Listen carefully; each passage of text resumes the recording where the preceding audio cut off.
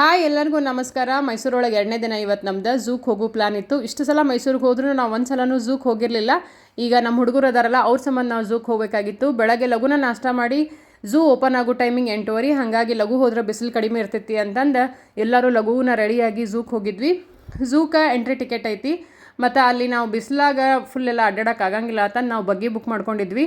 ಒಬ್ಬರಿಗೆ ಇಷ್ಟವಂತ ಚಾರ್ಜ್ ಐತೆ ಅಲ್ಲಿ. ದೊಡ್ಡವರಿಗೆ 240 ರೂಪಾಯಿ, ಸಣ್ಣ ಹುಡುಗರು 5 ವರ್ಷ ಮೇಲ್ಪಟ್ಟಾರ 180 ರೂಪಾಯಿ.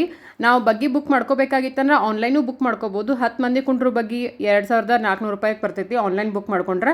ನಾವು ಮೊದಲೇ ಗೊತ್ತಿರಲಿಲ್ಲ ನಮಗೆ, ಹಾಗಾಗಿ ನಾವು ಅಲ್ಲಿ ಬಂದು ಬುಕ್ ಮಾಡ್ಕೊಂಡಿದ್ವಿ. ನಮ್ಮ ಜೊತೆ ಇನ್ನೊಂದು 4 ಜನ ಬಂದಿದ್ದರು.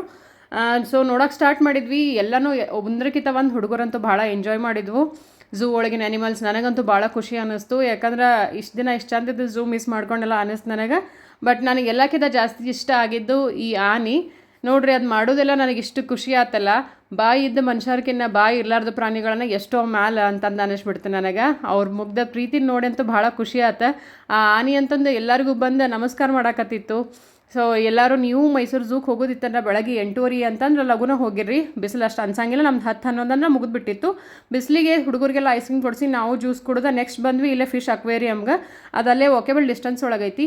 ಏನು ಮಿಸ್ ಮಾಡಿದ್ರು ಝೂ ಮತ್ತು ಇದನ್ನು ಮಿಸ್ ಮಾಡೋಕೆ ಹೋಗ್ಬೇಡ್ರಿ ನೀವು ಹುಡುಗರ ಜೋಡಿ ಹೋಗೋದಿತ್ತಂದ್ರೆ. ಯಾಕಂದ್ರೆ ಭಾಳ ಚಂದ ವೆರೈಟಿ ಫಿಶಸ್ ಅದಾವಿಲ್ಲ. ಆಮೇಲೆ ಫಿಶಿಗೆ ಹಾಕಾಕು ನಿಮ್ಗೆ ಫುಡ್ಡು ಕೊಡ್ತಾರೋ. ಹುಡುಗರಂತೂ ಭಾಳ ಎಂಜಾಯ್ ಮಾಡ್ತಾರೋ. ಹೊರಗೆ ಬಿಸಿಲಿತ್ತು ಝೂಗೆ ಹೋದಾಗ, ಬಟ್ ಇಲ್ಲಿ cool AC ತಂಪಿತ್ತು.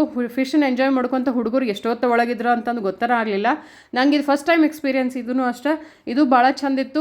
But entry charges ಝೂಕಿನ ಸ್ವಲ್ಪ ಜಾಸ್ತಿ ಐತಿ. ಇದ್ರೂ ನಡಿತೈತಿ. ಹುಡುಗರಂತೂ ಭಾಳ ಎಂಜಾಯ್ ಮಾಡಿದ್ವು. ಹಾಗಾಗಿ ನನಗೂ ಭಾಳ ಇಷ್ಟ ಆಯ್ತು. ಎಲ್ಲ ಮುಗಿಸ್ಕೊಂಡು ನಾವು ಸಂಜೆ ಮುಂದೆ ವಿನಾಯಕ್ ಮೈಲಾರಿ ದೋಸೆ ಹೋಟೆಲ್ಗೆ ಬಂದ್ವಿ. ಮೈಸೂರಿಗೆ ಬಂದು ಇದನ್ನು ಮಿಸ್ ಮಾಡಿದ್ರೆ ಹೆಂಗ್ರಿ.